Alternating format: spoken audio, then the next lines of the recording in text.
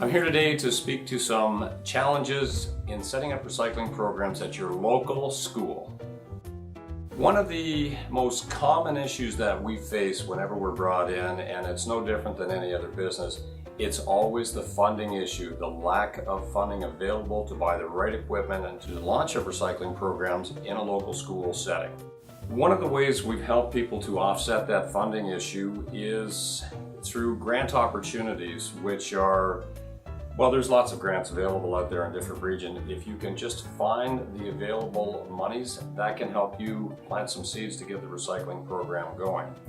The other obvious opportunity is to look at the cost avoidance, because that's just as good as found money when setting up your program to fund the initiatives going forward. After you've set up your plan and brought all the key stakeholders involved, one of the issues that I've seen time and again is when school facilities have unionized contracts. And this has created some serious problems, and a perfect example of this is the custodial team will be cleaning the cafeteria setting.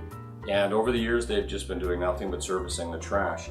Now that a recycling program is in place, they are now tasked with having to do double the work by separating the waste from the recycling.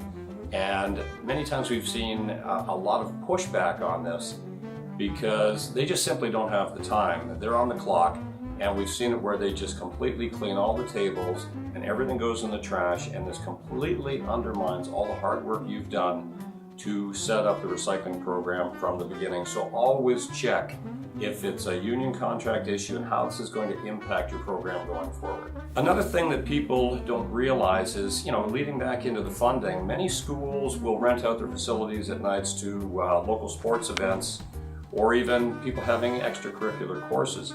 And I have seen situations where it could be a local real estate firm coming in doing some training, and when they leave all of their materials behind. And the point being is, it's great that they're renting it, but now they've left additional materials and you have to bear the cost of removing all of these. So think about it when you're renting it out for third parties, what kind of impact that's going to have, especially where it comes to incurring increased costs. When it comes to schools, our best resources are our kids, and safety is always first. One of the things that is super critical when implementing at a school is fire code. And when you're putting out the programs, you have to make sure that you're not going to be creating a problem where the fire marshals come in and realize that the units are too big, creating all kinds of issues. I have seen situations where programs have been completely rolled out with the equipment only to be pulled back because they didn't meet fire code. One of the other issues in local schools is that perhaps there may be a difference what is being recycled at their own home versus what is being recycled at school.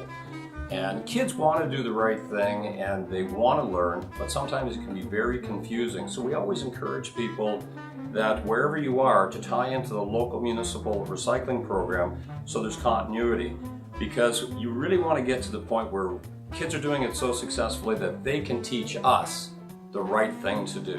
Whenever you're implementing a new recycling program, what I always recommend if you're starting off is keep it simple with the graphics, 2 to 3 items so people can easily identify.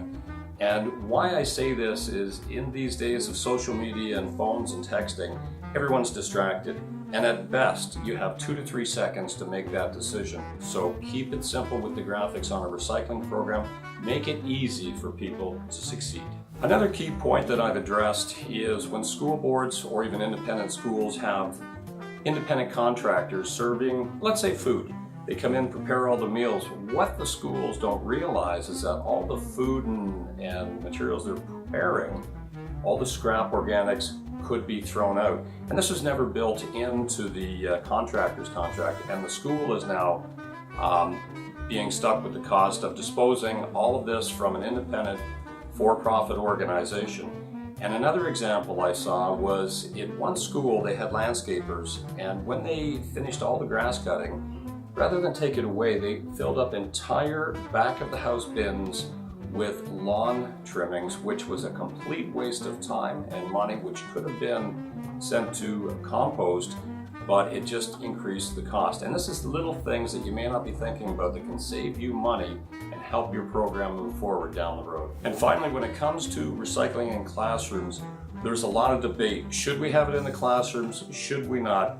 There are situations for the younger kids, kindergarten to grade 3, that they do eat in their classrooms, so that has to stay for many reasons. But a growing trend has been pass the class, which means take all of the recycling out of the classrooms and put it in the central corridors where it's easy to see and identify, and really driving home the concept of please take out what you brought in and make our life simpler.